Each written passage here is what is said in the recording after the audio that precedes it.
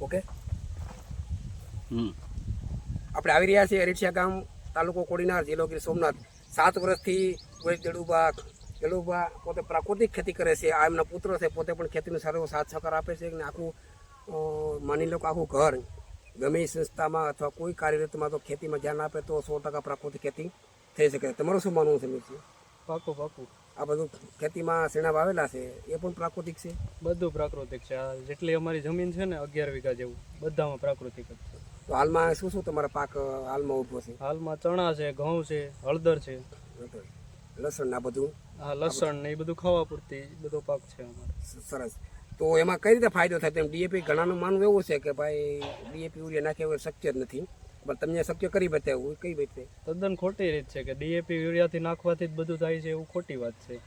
આ તમારી સામે જ છે, બધું થાય જ છે. 6 વર્ષથી લગભગ આમાં ડીએપી કે યુરિયા કે રાસાયણિક દવા કોઈ પણ જાતનો છંટકાવ કર્યો નથી, બરાબર? જીવામૃત, ઘન જીવામૃત બધી દેશી પદ્ધતિથી જ આમાં છે, છાણિયું ખાતર.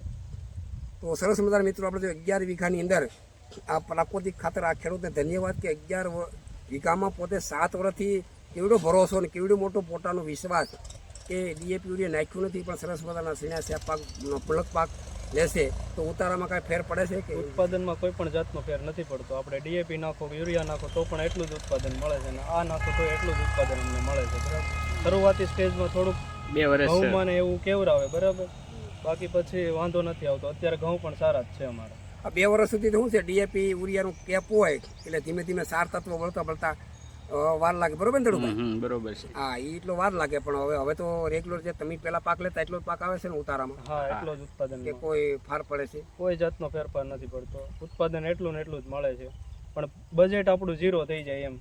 કોઈ પણ જાતનો ખર્ચો નહીં, દવા બધી જાતે બનાવવાની, ઘરે બનાવવાની, એટલે કોઈ પણ જાતનો વેરેન્ટેજ કે ડીએપી નો કે રાસાયણિક દવાઓનો એ બધો ખર્ચો વયો જાય. મતલબ કોઈ લખી જ નહીં રાખવાનું કે આપણે ઉરિયા ડીએપી બિલ જ નહીં આપણા ઘરમાં, બધું કામ આપણે જાતે કરી શકીએ. તો સૌભર ભાઈ સ્વાભિમાનથી જીવી શકીએ, સૌમાન ભેર આપણે ખેતી કરી શકીએ. મહેનત પડે પણ થાય 0 બજેટમાં એમ. અમારે મહેનત કરવી પડે. આપણે ખેડૂતના દીકરા છે એટલે મહેનત કરવામાં આપણને કઈ શરમ આવવી ન જોઈએ. ઓલામાં ડીએપી માં કરવી તો પડે છે ને, એમાં મહેનત તો તમારે કરવી જ પડે છે, ન કરો તો આનાથી જમીનની શું ફળદ્રુપતા વધે? એનું જમીનની ફળદ્રુપતા વધે, પ્લસ અળસિયાનું તમારું એમાં ઉત્પાદન વધારો થાય. અળસિયામાં જમીન ઓછી બને, બેક્ટેરિયા ઉત્પન્ન થાય, અમુક જે સૂક્ષ્મ જીવાણુ નિષ્ક્રિય થઈ ગયા હોય એ ઉત્પન્ન થાય અને બહાર આવે તો વધારે તમારી ફળદ્રુપતાનો વધારો આવે એમ.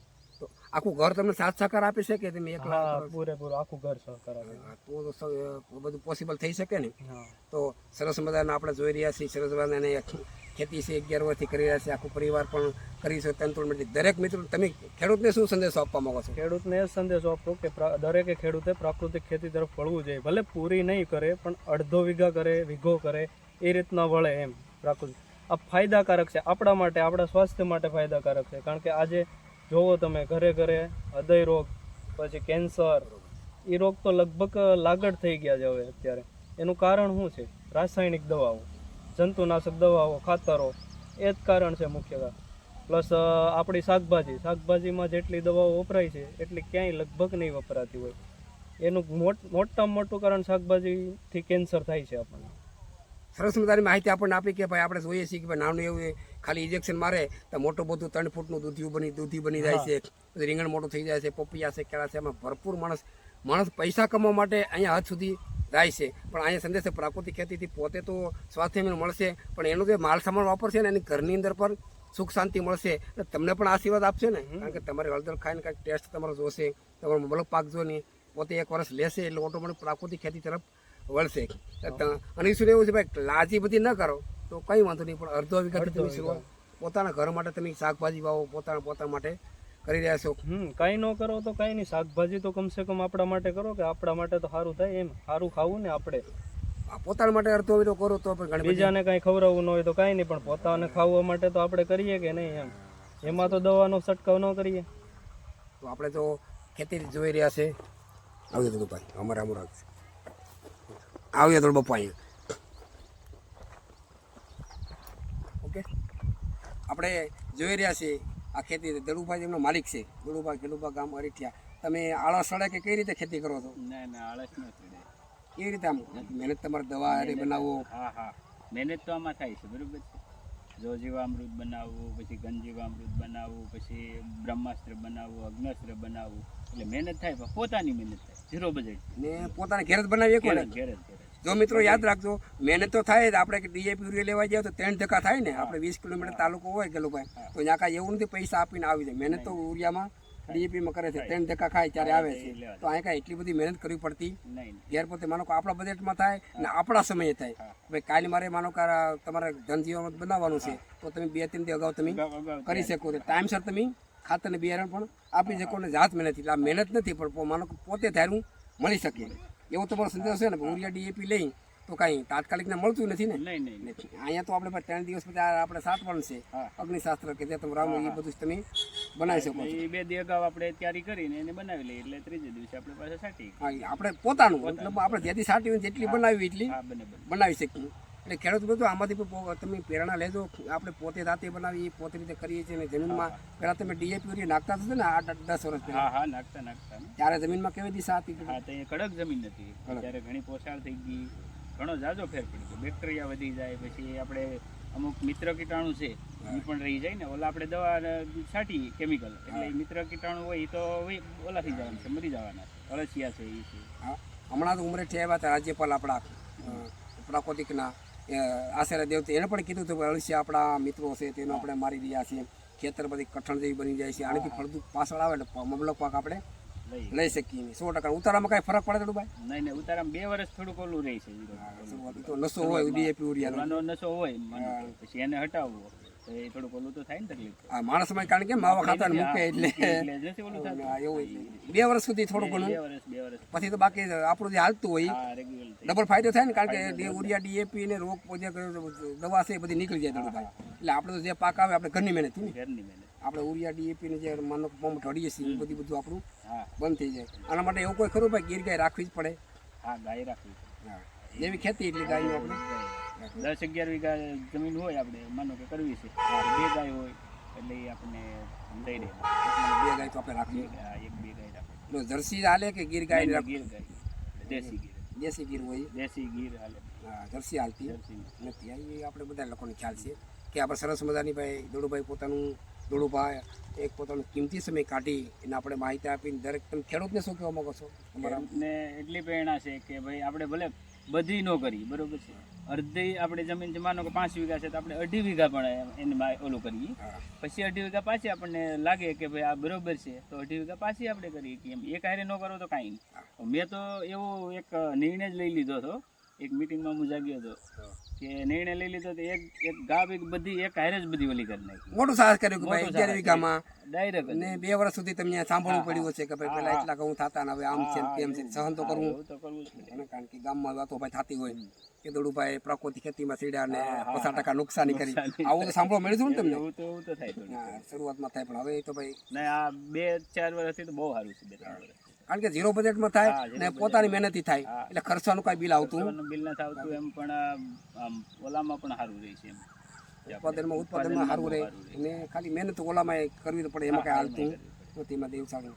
ચાલો દોડુભાઈ, આપણે ખરેખર તમે સરસ મજાની મને માહિતી આપી, તમારો સમય કાઢ્યો અને દરેક ખેડૂત પ્રેરણા લે. જય જવાન, જય ગાય. જય ગાય.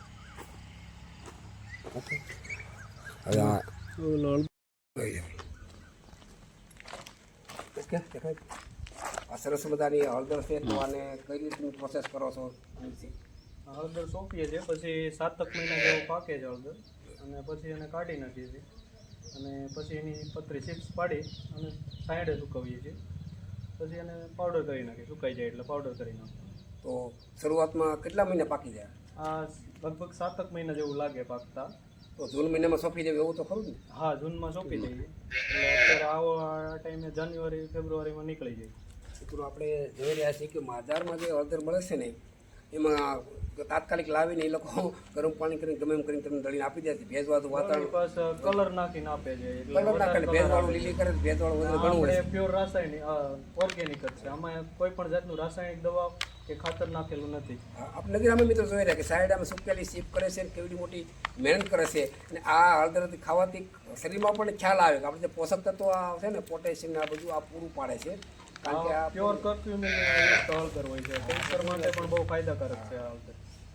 કારણ કે પ્યોર ઓર્ગેનિક પકવેલી છે, આમાં કોઈ પણ રાસાયણિકનો ઉપયોગ કરેલો નથી એમ.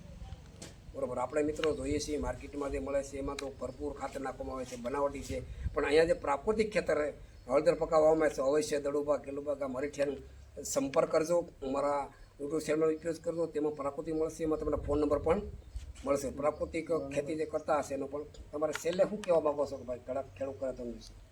ખેડૂતોને એ જ કહેવા માગું છું કે બધાને આજ નહીં તો કાલે પ્રાકૃતિક ખેતી તરફ વળવું તો પડશે જ પડશે. રાસાયણિક દવાઓ નાખીને આપણે જમીન બંજર કરી દીધી, થોડાક વર્ષો પછી એમાં કાંઈ ઉત્પાદન થવાનું નથી, એટલે પ્રાકૃતિક તરફ વળવું પડશે જ પડશે. અત્યારથી શરૂઆત કરતો તો વધારે સારું એમ. જમીન માટે ફાયદાકારક છે, આપણા માટે ફાયદાકારક છે. બાકી 5-10 વર્ષ પછી જમીન બંજર થઈ જવાની છે દવાઓ અને રાસાયણિક ખાતરથી. અળસિયા નાશ પામવાના છે, એટલે ફળદ્રુપતા જમીનની હાવ વહી જવાની છે. એટલે એ છેલ્લો ઓપ્શન આ જ રહેવાનો છે કે પ્રાકૃતિક ખેતી તરફ વળવું જ પડશે ખેડૂતોને. કારણ કે વહેલા એ પહેલા વહેલો જે અનુભવ કરશે એ પહેલા અમે લગભગ 7 વર્ષથી કરીએ છીએ, બરાબર. બધું જાતે અહીંયા ઘરે જ બનાવીએ, અને મગફળી કરીએ તો મગફળીનું તેલ પણ જાતે અહીંથી વેચીએ છીએ, અને ચણા પણ જાતે વેચીએ છીએ, અને હળદર કરીએ એ પણ જાતે પેકિંગ કરી અને અહીંથી જ વેચવાનું કરીએ. તો કે તમારે માર્કેટ નથી કરવું, કારણ કે પ્રાકૃતિક ઉપર દુનિયા તો વળી છે, એટલે લગભગ બજારમાં જવું પડતું નહીં હોય, ઘરે બેઠા બધા લઈ જાય. નહીં, બજારમાં અત્યારે થોડુંક હજી છે એમ કે સરકારને કાર્યવાહી ચાલુ છે કે આમ બજાર ઊભી કરવાની. હજી કોઈ એવું પ્યોર માર્કેટ ઊભું નથી ઓર્ગેનિક, ત્યાં જઈને અમે વેચી શકીએ. અત્યારે હજી થોડુંક બજારમાં લઈ જવું પડે છે, આ ચણા ને એવું એપીએમસીમાં લઈ જવું પડે છે. ને હળદર ને એ તો ઘરે જ વેચાઈ જાય, અને મગફળીનું 2-3 વર્ષથી લગભગ તેલ પીલાવીને તેલ કાઢીને ઘરે જ વેચીએ છીએ. હા, એ તો તમારી માનો કે જાહેરાત થાય ને સારી વસ્તુ લાગે તો લોકો 10 ને કહેવાના તો હા, શરૂઆત થોડીક હોય અઘરી, પછી બાકી તો સફળતા માટે તમારે માનો કે નામ લખાવવું પડશે ને. તમારી પાસે માલ પ્રોડક્શન એટલું બધું નહીં હોય તો કઈ રીતે આપણે આપી શકશું? ભેળસેળવાળું ખાવું કરતાં સારું ખાવું શું વાંધો? બધ સ્વાસ્થ્ય માટે સારું, આપણા શરીર માટે સારું, બધી રીતે એને ફાયદો છે ને આપણને. કારણ કે ભેળસેળનું કેમિકલ નાખે તમને વજનમાં, કારણ કે ભલે 15 કિલોનો ડબ્બો હોય એમાં 2 કિલો તમારે તેલમાં બળી જતું હોય, મારું માનવું છે એમાં પ્યોર કેમિકલથી જ હાલે. કેમિકલથી હાલતું પડતું હોય છે. તો સરસ મજાના મિત્રો આપણને પોતાનો કિંમતી સમય કાઢી, ખેડૂત મિત્રો આપણે કોઈની પાસે અત્યારે 1 સેકન્ડ પણ સમય નથી થતા. ખેડૂતો પ્રેરણામય માટે આપણે બાપ દીકરા બંને હરીઠિયા ગામના સારું એવું પોતાનું સજેશન કર્યું, ને દરેક ખેડૂત અડધો વીઘો શાકભાજી કરે એવું તમારે કેવું છે ને? હા, થોડું નહીં તો અડધો વીઘો જમીનમાં શાકભાજી પોતાના માટે કરે ને તો પણ ફાયદો જ છે આપણે. પોતાના જરૂર, માનો કે ઘર પૂરતું જે અનાજને આ બધું જોઈએ ને એટલું પૂરતું કરે તો હા, ઘર પૂરતી ઘઉં કરે, બાજરો કરે, એટલે આપણે તો સારું ખાઈએ એમ. બીજાને પછી એમાંથી તમને રિઝલ્ટ મળે તો આગળ તમે વધારે કરી શકો ને એમ. બીજો કામ કોઈ બજેટ નથી કે આમાં હા, કોઈ એમાં કોઈ ભણતર જરૂર એવું પડતી નથી કે ડિગ્રી જોઈએ. હા, ડિગ્રી કોઈ જરૂર નથી. દીકરી માતા તો બસ ખૂબ હોય. જય જવાન, જય કિસાન, જય ગૌ. મોબાઈલ નંબર આપી દો. એ તો આગળ આપવા જ પડશે ને, ઓલામાં નાખવા પડશે. એમાં નાખી દો.